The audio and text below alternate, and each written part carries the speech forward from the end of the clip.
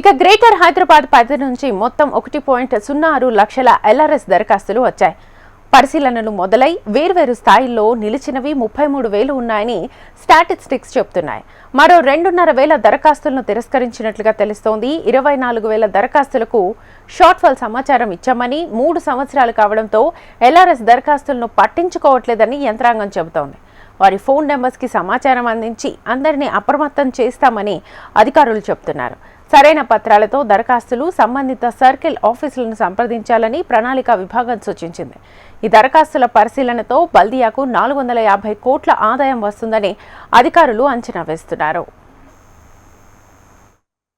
కాంగ్రెస్ ప్రభుత్వం ఎల్ఆర్ఎస్ ను అమలుకు తెచ్చిన ముందు అందరం స్వాగతం పలుకుతున్నాము. ఎల్ఆర్ఎస్ తోటి అనేకమైన నిరుపేద ప్రజలకు ఎన్నో మేలు జరుగుతాయి. అలాగే లోన్లు తీసుకోవడానికి గత రోజుల్లో మాకు ఎంతో ఇబ్బందులు ఉండే. ఇలాంటి ఇబ్బందులన్నీ కూడా మేము ఇప్పుడు తీర్చినట్టు అవుతుంది కనుక మేము ఇక ఎల్ఆర్ఎస్ కి సంబంధించి ఇప్పటికే తెలంగాణ సర్కార్ ప్రక్రియను మొదలుపెట్టింది. ఈ ప్రక్రియను స్పీడ్ను అయితే పెంచింది. ఎల్ఆర్ఎస్ కింద ప్లాట్ల క్రమబద్ధీకరణ ప్రక్రియను అయితే ప్రారంభించింది. ఇదే అంశానికి సంబంధించి ఫుల్ డీటెయిల్స్ మా ప్రతినిధి గోపాలకృష్ణ అడిగి తెలుసుకుందాం లైవ్ ద్వారా. గోపాలకృష్ణ, ఇప్పటికే ఎల్ఆర్ఎస్ కి సంబంధించి పలువురు హర్షం వ్యక్తం చేస్తున్న సిచ్యువేషన్ కనిపిస్తోంది. అండ్ మొదటిగా ఇందులో ఏ రీజన్తో అయినా గనక తిరస్కరిస్తే 10% అమౌంట్ మాత్రం ఉంచుకొని మిగతాది 90% రిటర్న్ చేస్తామంటున్నారు. ఆ అనుమతులు ఇవ్వని ప్లాట్స్ ఏవే ఉన్నాయి, సో ఎలా అవగాహన పెంచుకోవచ్చు దీని మీద?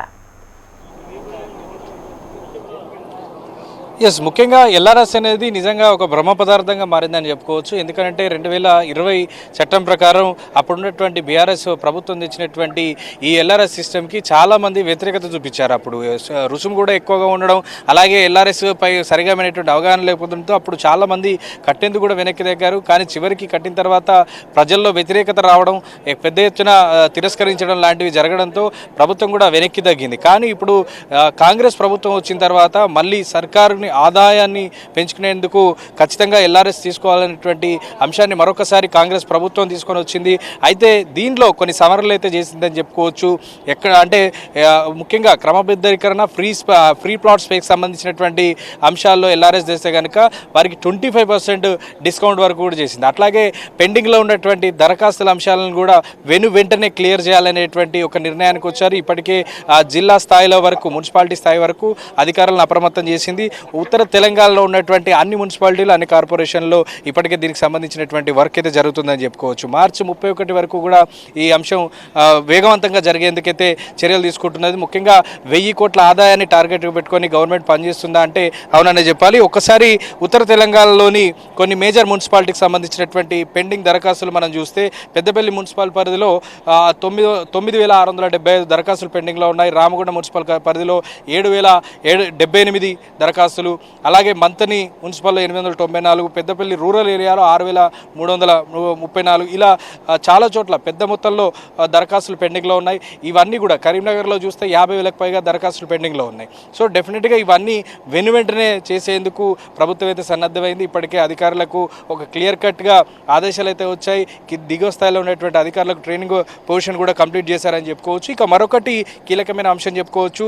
ప్రభుత్వం జారీ చేసినటువంటి ఉత్తర్వుల ప్రకారం 2020 ఆగస్టు 26 ముందు వెంచర్ చేసినటువంటి యజమానులు కనీసం అందులో 10% ఫ్లాట్లను రిజిస్టర్డ్ సేల్ డీడ్ ద్వారా విక్రయించి ఉంటేనే ప్రస్తుత నిబంధన వర్తిస్తుందని చెప్తున్నారు. సో డెఫినెట్గా వాళ్ళందరూ కూడా మరొకసారి క్రాస్ చెక్ చేసుకోవాల్సినటువంటి అంశంగా చెప్పుకోవచ్చు.